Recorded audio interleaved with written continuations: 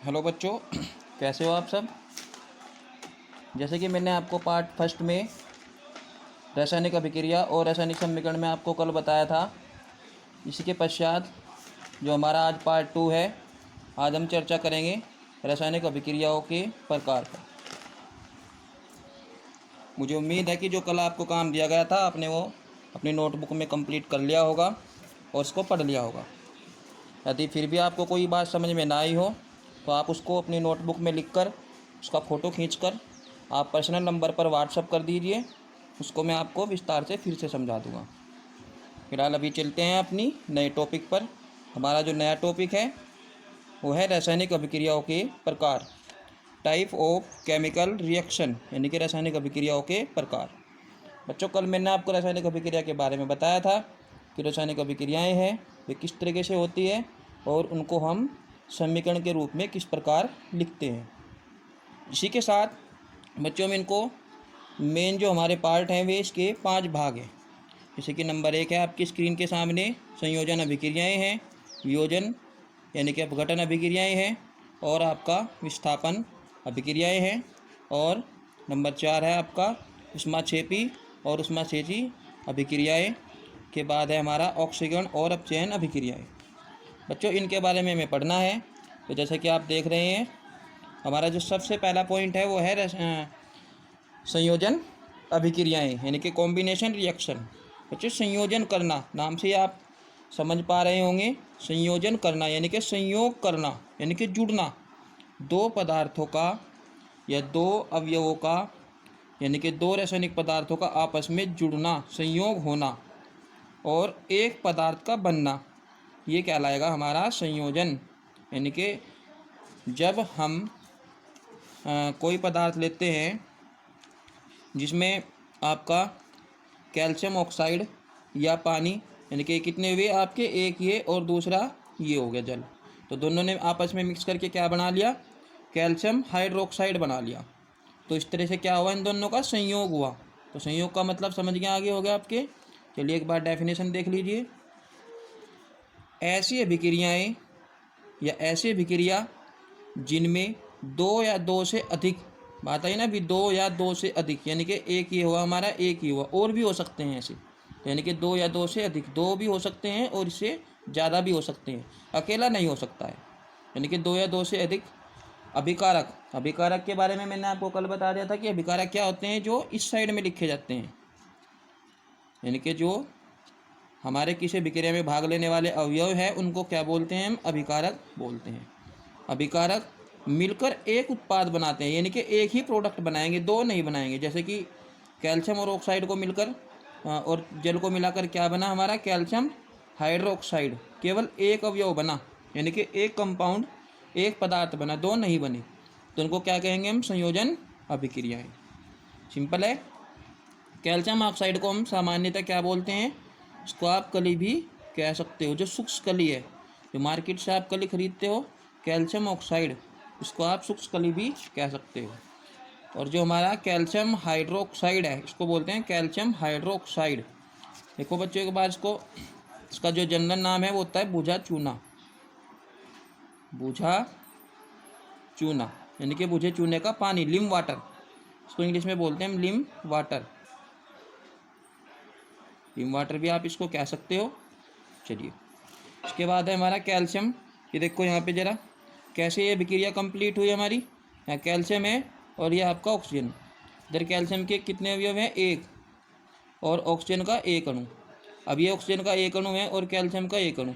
इधर हाइड्रोजन के कितने अणु हैं, दो, और ऑक्सीजन का एक अणु, यानी कि एक ओ ये रहा आपका और एक ओ ये रहा। कितने ओ हो गए, दो, यानी कि जो टू है ये दोनों के लिए बराबर काम करेगा। यहाँ इस ओ के लिए भी ये टू काम करेगा और एच के लिए भी ये टू, दोनों के लिए काम करेगा।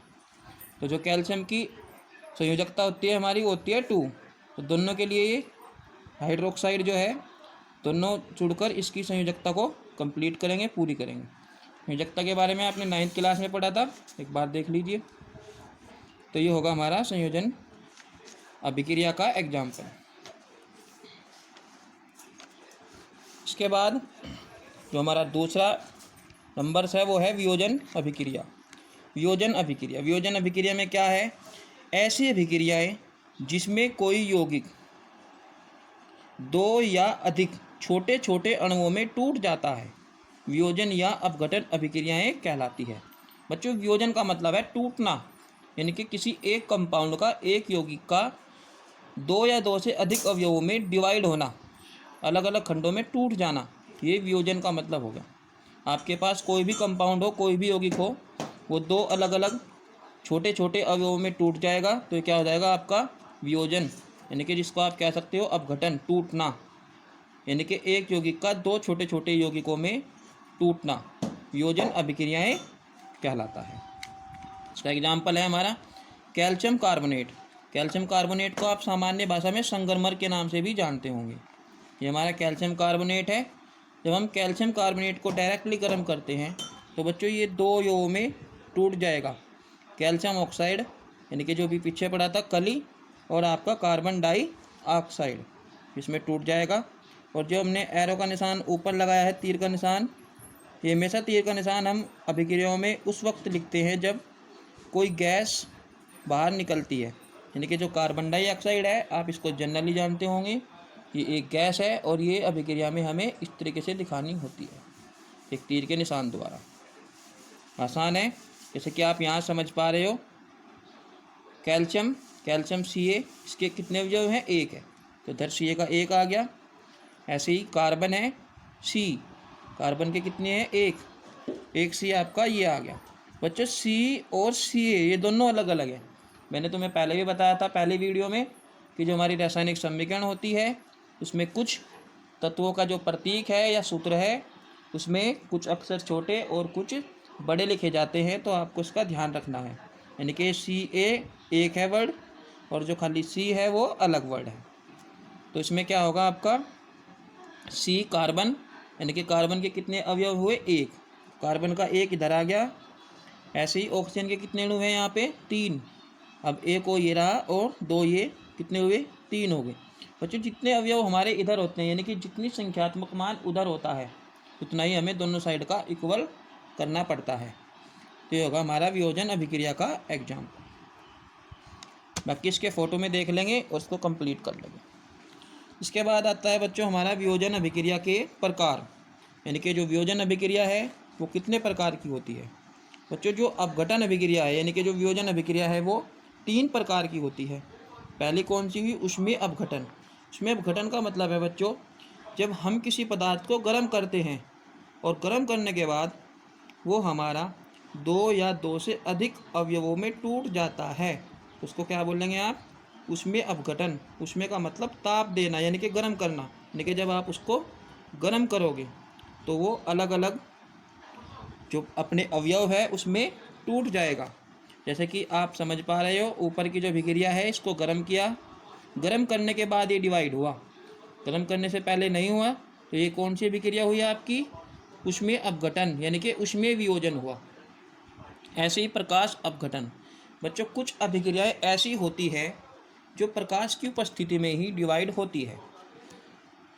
जो अभिक्रियाएं, यानी कि जो अवयव प्रकाश की उपस्थिति में टूटते हैं उसको बोलते हैं हम प्रकाश अपघटन, यानी कि प्रकाश वियोजन।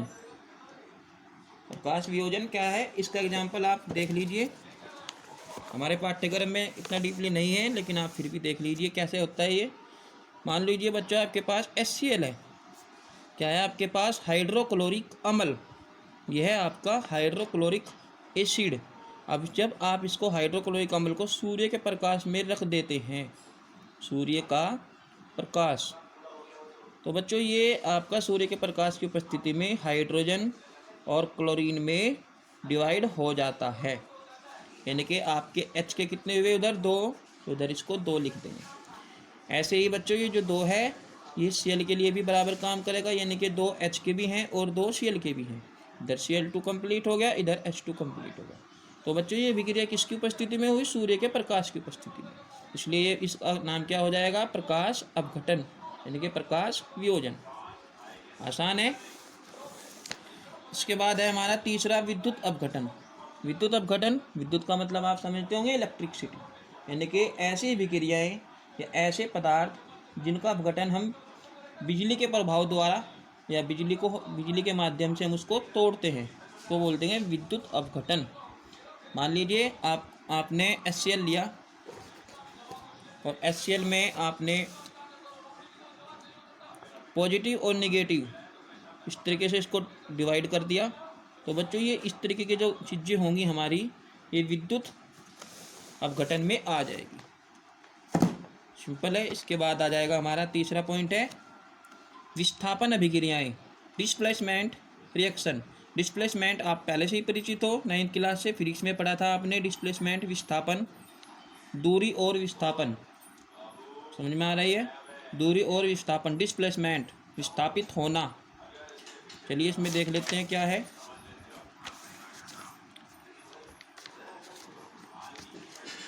जब कोई तत्व दूसरे तत्व को उसके यौगिक से विस्थापित कर देता है, यानी कि आपके पास मान लीजिए आपके पास कोई तत्व है, ये आपके पास जिंक तत्व है और ये दूसरे तत्व को विस्थापित करेगा, यानी कि ये जो आपका CuSO4 है, कॉपर सल्फेट है, ये आपका इसको विस्थापित करेगा। कैसे करेगा? देखिए, विस्थापित कर देता है, यानी कि इसको अलग कर देगा। विस्थापित का मतलब यहाँ क्या है? अलग करना। ये जो SO4 है, ये SO4 टूट कर किसके साथ जुड़ जाएगा? जिंक के साथ जुड़ जाएगा। और ये Cu है, Cu अलग चला जाएगा। ये देखिए, ये जिंक जो SO4 है वो जिंक के साथ आ गया और Cu अलग निकल गया, तो क्या हो जाएगा? विस्थापन, यानी कि अपना अपना स्थान जो है ये चेंज कर लेंगे। ठीक है, तो क्या हो जाएगा हमारा? विस्थापन अभिक्रियाएं। इसको बच्चों हम प्रतिस्थापन अभिक्रियाएं भी कह सकते हैं, क्योंकि इसका स्थान चेंज हो गया, तो क्या हुआ हमारा? प्रतिस्थापन अभिक्रिया। इसके बाद है बच्चों हमारा टाइप ऑफ डिस्प्लेसमेंट रिएक्शन, यानी कि विस्थापन अभिक्रिया के प्रकार। बच्चों हमारा जो विस्थापन अभिक्रिया है वो मेन 2 भागों में बांटा गया है, यानी कि एकल विस्थापन और दूसरा है हमारा द्विविस्थापन, यानी कि सिंगल डिस्प्लेसमेंट, और एक होगा हमारा डबल डिस्प्लेसमेंट। बच्चों जो द्विविस्थापन है ये इम्पोर्टेंट है, एग्जाम में पूछा जाता है। पहले इसको देख लेते हैं एक बार, सिंगल विस्थापन अभिक्रिया को। बच्चों सिंगल विस्थापन में क्या होगा? हमारा जो जिंक है वो अकेला है, जो कॉपर सल्फेट है वो डबल में है, यानी कि ये साल्ट है, लवण है। अब ये जिंक अकेला इस कॉपर सल्फेट को अलग कर देगा, तो ये क्या बन जाएगा हमारा? Zinc sulphate. यानी कि इस तरह की जो चीज़ें हैं बच्चों, ये आ जाएगी हमारी एकल विस्थापन में। इसके बाद है हमारा द्विविस्थापन, डबल विस्थापन, यानी कि जब इधर भी पूरा कंपाउंड होगा। देखो, जब इधर भी हमारा एक बड़ा यौगिक होगा और इधर भी बड़ा यौगिक होगा, अभी आपस में चेंज होंगे। कैसे चेंज होंगे? देखिए, इसमें 2 अलग अलग परमाणु या परमाणु के समूह का आपस में आदान प्रदान होता है, उसको क्या बोलेंगे हम? द्विविस्थापन अभिक्रिया। अब ये भी आपका एक यौगिक हो गया, ये भी एक आपका पूरा कंपाउंड है, और NaCl भी आपका एक पूरा कंपाउंड है। ये आपस में क्या करेंगे? विस्थापन करेंगे आपस में। अभी जो Ag है ये Cl के साथ जुड़ जाएगा और जो NO3 है वो Na के साथ आ जाएगा। देखिए ज़रा कैसे आएगा। आपका जो सिल्वर नाइट्रेट है, सिल्वर नाइट्रेट AgNO3, और आपने इसको NaCl यानी कि साधारण नमक के साथ इसको लिया, ये सिल्वर नाइट्रेट, और ये आपका सोडियम क्लोराइड यानी कि साधारण नमक।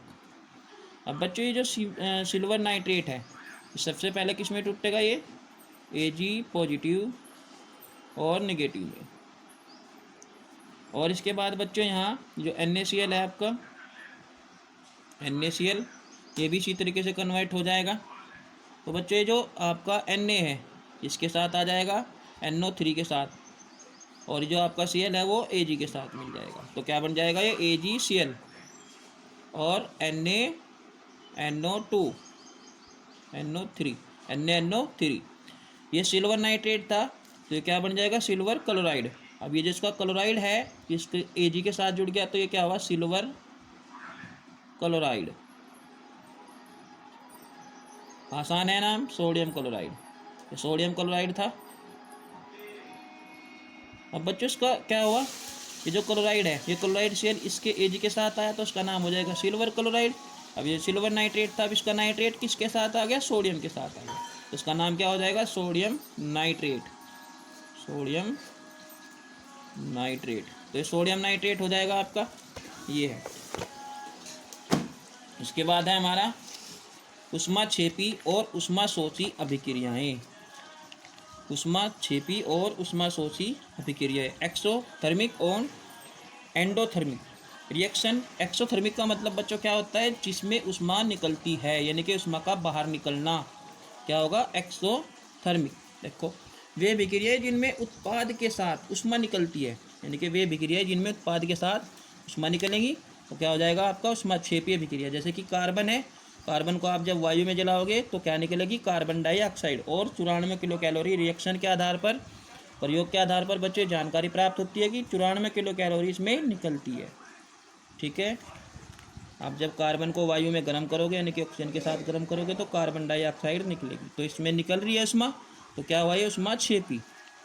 ऐसे ही बच्चों उल्टा है इसका, वे अभिक्रियाएं जिनमें उत्पाद के साथ ऊष्मा नहीं निकलती बल्कि अभिक्रिया में ऊष्मा अवशोषित होती है। अवशोषित मतलब जिसमें ऊष्मा का अवशोषण होता है, यानी कि जिसमें ऊष्मा की जरूरत पड़ती है, तो क्या हुआ हमारा, ऊष्मा शोषीय विक्रिया। ऊष्मा शोषीय विक्रिया में देखिए, जैसे कि हाइड्रोजन और आयोडीन दोनों एक दूसरे के साथ मिक्स हुए, तो उसमें क्या होगा, हमें ऊष्मा की जरूरत पड़ेगी दोनों को, यानी कि गर्म करना